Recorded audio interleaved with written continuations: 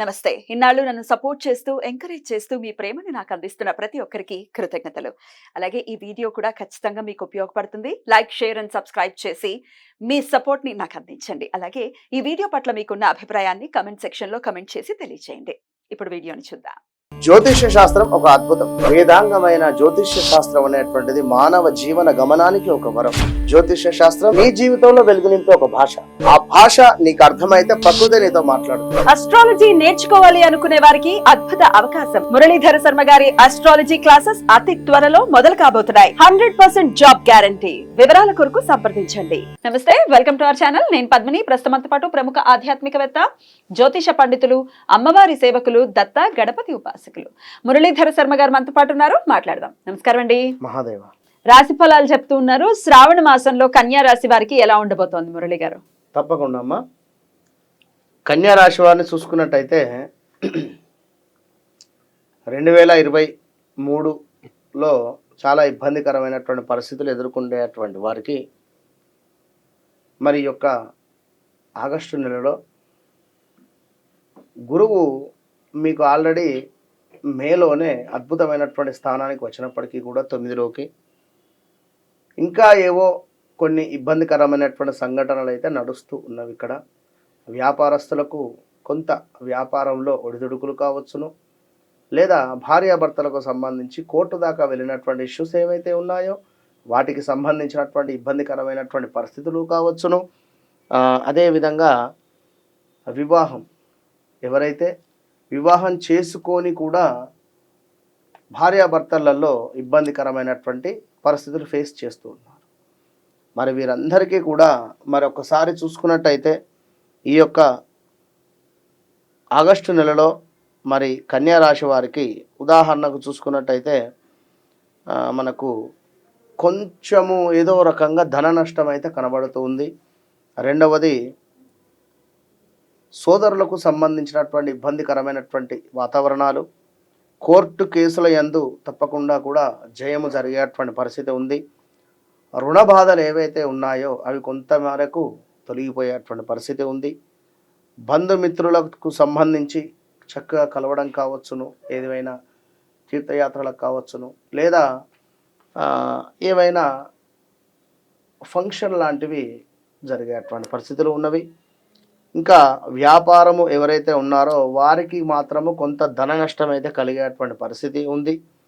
ఇంకా చూసుకున్నట్టయితే కొంత మీ అమ్మగారికి హెల్త్ ఇష్యూస్ వచ్చేటువంటి పరిస్థితి ఉంది.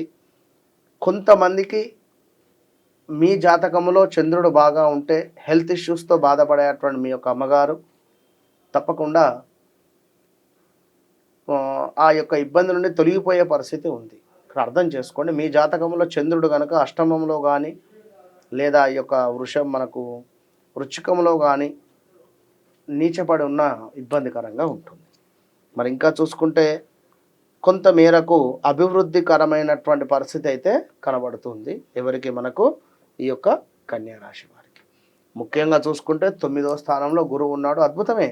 కానీ ఇక్కడ కుజుడు కూడా తోడయ్యాడు. ఎంతనైతే మీరు మంచి కార్యక్రమాలు చేసుకుంటున్నారో, లేదా పూజలు కావచ్చును, అభిషేకాలు కావచ్చును, ఎంత మేరకు చేసుకుంటూ ఉన్నారో అవన్నీ కూడా పుణ్యఫలం అనేటువంటిది ఎక్కువ కూడా నిలబడకుండా ఉండేటువంటి పరిస్థితి ఉంటుంది 9లో కుజుడు ఉంటే. కనుక తప్పకుండా కూడా ఈ సందర్భంలో మీరేం చేస్తారు అంటే కొబ్బరి పొడి, శర్కర, ఎండు ఖర్జూర పొడి, ఈ మూడింటిని కూడా కలిపి ఈ నల్ల చీమలు, గండి చీమలు ఎక్కడైతే ఉంటాయో ఆ యొక్క స్థలంలో కానీ, ఏదైనా రావి చెట్టు మొదట్లో కానీ లేదా వేప చెట్టు వద్ద కానీ ఈ యొక్క మిశ్రమాన్ని పెట్టేటువంటి ప్రయత్నం చేయండి. ఈ విధంగా ఎవరికైతే బిజినెస్ పరంగా కొంచెం ఇబ్బందికరంగానైతే ఉండబోతూ ఉన్నది, బట్ అయినప్పటికీ కూడా మీ చార్ట్ మాత్రం బాగుంటే, మీ దశలు అంతర్దశలు మంచి దశలు మనక నడుస్తూ ఉన్నట్టయితే తప్పకుండా కూడా మంచి ఫలితం అయితే ఉంటుంది. అయినప్పటికీ కూడా లగ్నాత్ కేతు ఉన్నది కనుక కొంచెం ఏదో ఆధ్యాత్మిక ధోరణి కావచ్చును, లేదా కొంతమేర ఏదో ఇబ్బందికరమైనటువంటి పరిస్థితులు ఉంటవి అని మాత్రం చెప్పవచ్చును. తప్పకుండా ఆగస్టు నెలలో ఎక్కువగా కూడా గణపతికి సంబంధించినటువంటి ఆరాధన చేసుకోండి. 12లో కూడా మరి బుధుడు ఉన్నాడు, బుధుడు 12వ స్థానంలో ఉన్నట్టయితే కొంత ఇబ్బందికరమైనటువంటి పరిస్థితులు కావచ్చును, ఇబ్బందికరమైనటువంటి పరిణామాలు అయితే ఏర్పడేటువంటి పరిస్థితి అయితే ఉంటుంది. మరి ఇక్కడ ఈ యొక్క బుధుడు 12లో ఉండడం చేత కొంత ఏమైనా డబ్బు తప్పకుండా కూడా సద్వినియోగానికే ఖర్చు అయ్యేటువంటి పరిస్థితి ఉంటుంది.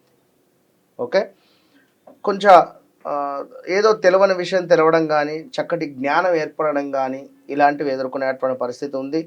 ఎవరైనా మంత్ర తంత్ర శాస్త్రంలో ఎవరైతే ఉన్నారో కన్యా రాశి వారికి చాలా బాగుంటుంది అని చెప్పుకోవచ్చును. కొంచెము వయసు పైబడినటువంటి వారు ఎవరైతే ఉన్నారో కన్యా రాశి వారికి కొంచెం ఇబ్బందికరమైనటువంటి పరిస్థితి మాత్రం ఉంటుంది. కొంత వైద్య ఖర్చులు కావచ్చును, ఐసీయూ దాకా వెళ్ళేటువంటి ప్రమాదం కూడా పొంచి ఉంది. కనుక కన్యా రాశి జాతకులు ఎవరైతే ఉన్నారో తప్పకుండా మీ యొక్క వ్యక్తిగత జాతక పరిశోధన చేసుకునేటువంటి ప్రయత్నం చేయండి. వైద్యానికి అని చెప్పి ఖచ్చితంగా డబ్బు ఆల్మోస్ట్ ఎక్కువ కూడా ఖర్చు అయ్యేటువంటి పరిస్థితి అయితే కనబడుతుంది ఈ యొక్క కన్యా రాశి వారికి. ఇంకా అదేవిధంగా చూసుకున్నట్టయితే కన్యా రాశి వారికి కొంత వెన్ను ఎముకకు సంబంధించినటువంటి ఇబ్బందికరమైనటువంటి ఇబ్బందులు ఎదుర్కొనేటువంటి పరిస్థితి గోచరిస్తూ ఉంది.